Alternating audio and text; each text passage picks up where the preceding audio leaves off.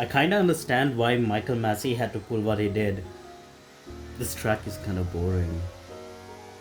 So before I do anything, a huge apology from me because I wasn't a believer.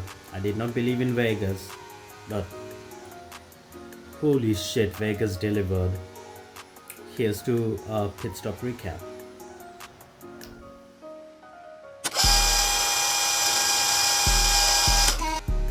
So before I start on my rant, I would like to apologize for the cat purring on my lap. If you guys can hear her, I'm sorry. So Vegas, I admit the track was a bit boring to drive on, but I did not drive with other cars, so I don't know, maybe I didn't see how cool the overtakes would have been and how close the racing would have been. But man, there was a lot of overtakes in that race. I'm getting ahead of myself. Let's get on to the first day by day analysis. So day 1, practice. Carlos Sainz had a crazy accident. I'll put some footage here if I can. There's some CCTV footage. He ran over some drainage cover or a water line cover that got lifted up because F1 cars work with the ground effects, which means they suck themselves to the ground. In reality, it also sucks the ground to it, and whatever loose particles just get ripped up. So this cover ripped up and was removed on the track, and then Sainz drove over it. So poor Sainz. It could have ended really, really badly because this was a piece of metal, and running at that speed, it could have easily killed him. But thank God it was just his car that was damaged and he didn't suffer anything really bad. But it was a crazy accident. The moment I saw it, I was like, holy shit, this could have gone really bad. Then the track needed to have some repairs done to it because apparently, I'm not 100% sure, but I will include a post if I did confirm it. They had to cancel or delay or shorten the track investigations or quality tests because of the performance on the previous day on Wednesday night. So don't quote me on that, I'm not sure. So basically they had to repair the track and the fans were sent home. Like cops came with guns. I'm not sure if they're cops, but some men with guns came and asked them to leave the place because I'm not 100% sure, but I think they had a agreement that the workers had a certain curfew period where they're not supposed to work. Hence they had to leave the place empty. And the fans were really pissed because they only compensated them with like $200 of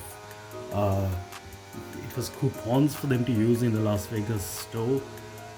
It wasn't even the cash back or anything. It was just so they could buy a hat or something. Like some people couldn't afford to go see the race or qualifying, so they did only purchase tickets for practice to see the cars go around. And I feel really bad for these people. I understand. And F1 should have compensated them better because obviously they're a multi-million-dollar company. And after this, Carlos Sainz needed to get his power unit replaced and a few other systems. He needed to get an entire new chassis in his car, and he got a 10-place grid penalty. So fortunately for us, that's where all the negatives about Vegas end. Like even Max, who was complaining about it all weekend, after the end of the race, he was pretty happy about it. So how did qualifying go? So the McLarens weren't the fastest. I mean, they're usually not that fast in low drag and low speed corners, so it's pretty sad. So both McLarens were out in Q1 along with Ocon, Zhou and Piastri, and poor Yuki was dead last in qualifying. And Q2 was a surprise because I don't know what Red Bull were thinking. They kept Perez. They took him in a bit early and he got knocked out because the track was improving and he didn't do a lap. And Hamilton was also a surprise. He was just slow. I don't know, that's what he said. He said he couldn't get his tires up to temperature. I mean, it's understandable driving. I have driven on this track virtually, of course. And it's pretty hard to heat up your tires because you need high-speed corners to heat up your tires usually, or you need really hard braking, or you need to accelerate really hard. But heating up your tires on that track was pretty tricky. So It wasn't like the other tracks where the corners just you take them a bit, push it a bit harder, and then your tires are back to temperature and at a happy level. And then in Q1, no surprise, actually the Ferraris took 1-2, Charles first and then Sainz. And then it was Max, Russell, Gasly, Albon, Sargent. The Williams were very good here. I mean, they could light up their tires pretty fast. And you'll see in the race why that could have been a downside. So now we move on to the race. As per lap 1, turn 1, man, this was chaos like I predicted, because it's quite a cold track and quite cold running temperatures. So it was so chaotic. Like from turn 1 onwards, it was just absolute carnage. So turn 1, Max turned into Charles and he got a 5-second penalty, which was a bit controversial because he drives off into the distance, sets like a 30-second gap, and that's how things usually end. And in the back, Alonso had a spin out and Hamilton got rammed in the back by who was it, Carlos? Yeah, by Carlos, and there was a lot of things. And after that, Lando, poor Lando, he just tried to take that corner flat like you would normally do, and because the tires are so cold, it didn't work and he hit a wall. And Charles Leclerc actually overtook Max. I mean, he's one of the few drivers that did that.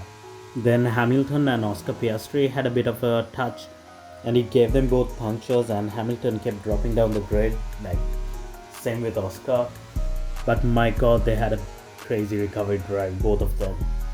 And Max then pulled down a surprise overtake on George. This was after pitting, and Max had to serve his 5-second penalty and everything. So this caused a safety car, and that allowed Perez, who was up front, to pit, and because of that he was back in the race. After that, Max I think he was running a lower wing angle than Perez, so because of that he had straight line speeds and he just overtook Perez like it was nothing. Story of the season. After that, Charles and Perez had quite a battle for the second place on the podium, man. I put a few footages of the overtakes, and Charles in the last lap he sent it into a corner, and man, I missed that Charles from last year. So overall, Vegas was quite an eventful race. I loved it. It was really cool, and it was great recovery drive from Hamilton and Piastri. And somehow after all that carnage, Hamilton finished above Russell. I know Russell did get a 5-second penalty for what he did to Max, but oh man. I also feel like the Mercedes and the Ferraris should have been further up. I mean, they would even be challenging for 1, 2, 3. If Sainz hadn't gotten his penalty match and Lewis had done better in qualifying, things would have been way more different, but because they all had great pace. So now let's talk about the losers. What about Williams? Man, Williams and Haas, they were graining so bad. So graining is when the outside of the tire heats up but the core temperatures are low. And that can happen if you can't get your tires up to temperature, especially in cold surface temperatures, and if the track isn't suited for warmer tires.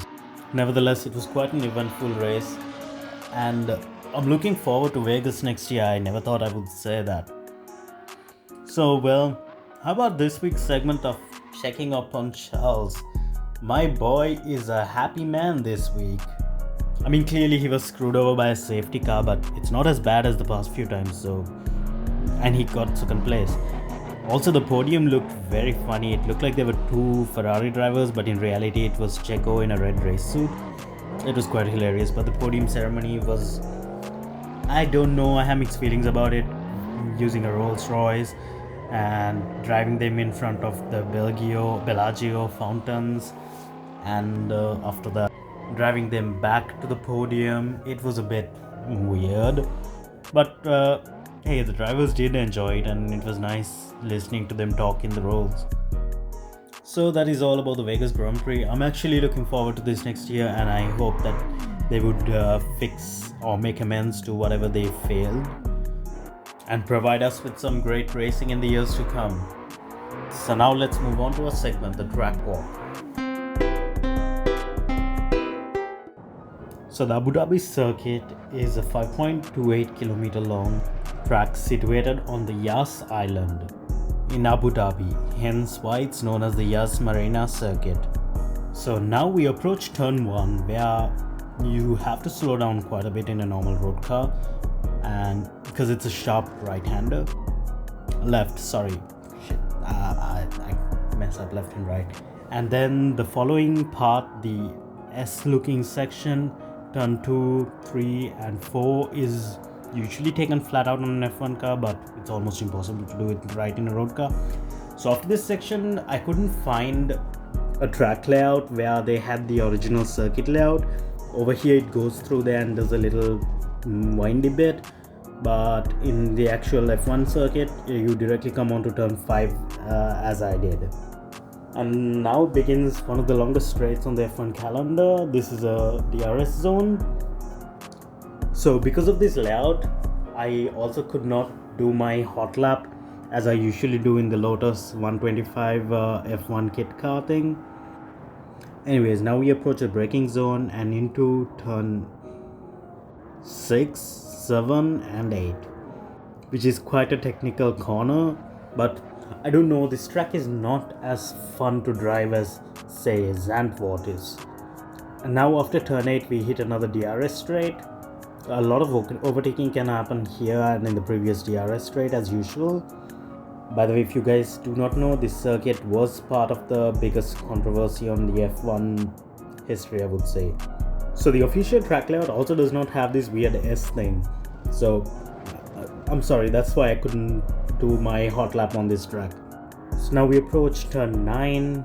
Okay, continuing to what I was saying, the tragedy was the Michael Massey and Lewis Hamilton's 8 title thing. I don't know, it was kind of a weird thing. Let's not open that book now. Now we get on to turn 10, 11, and usually this section is taken flat out on an F1 car, but not in a normal road car. You have to lift off and then you brake hard here, turn into turn 12, and then you go around this very pretty building into turn 13, which is also a nice corner. And then this part of the track is quite tricky to get right, but it's pretty rewarding if you do so, because then it opens up the next stretch. And usually this one is also taken pretty fast in a downforce car, but not on a road car.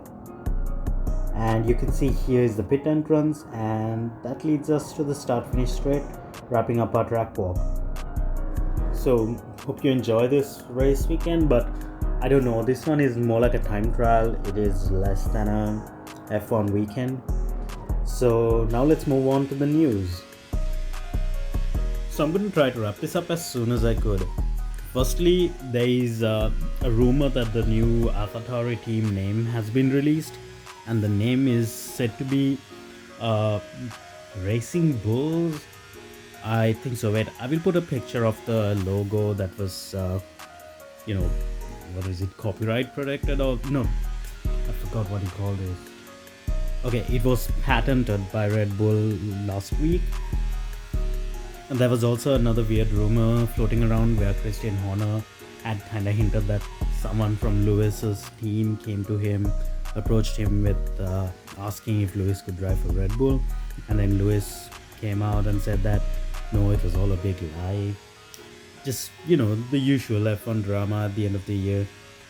In my opinion, I don't think Lewis would be a good driver at Red Bull. I mean, not that he's a bad driver, it's just Lewis and Max, I don't see that working together, because they're both alpha drivers. They're going to take each other out half of the races. It wouldn't work. It would just be like, Senna and Prost. If you guys don't know about that, there were 2 alpha teammates in one team, and it was pretty heated between the 2 of them. Apart from that, what about the setups? This week, Red Bull, McLaren and Haas are going with a high downforce setup. Mercedes, Alpine are going with a medium downforce setup, and low downforce for Ferrari, Aston and AlphaTauri. And here's how my predictions ended up last week. I usually don't follow up on it. And coming up now are my predictions for this week. I can actually go through this, but I think the video is already pretty long, so I'm gonna cut it short for you guys.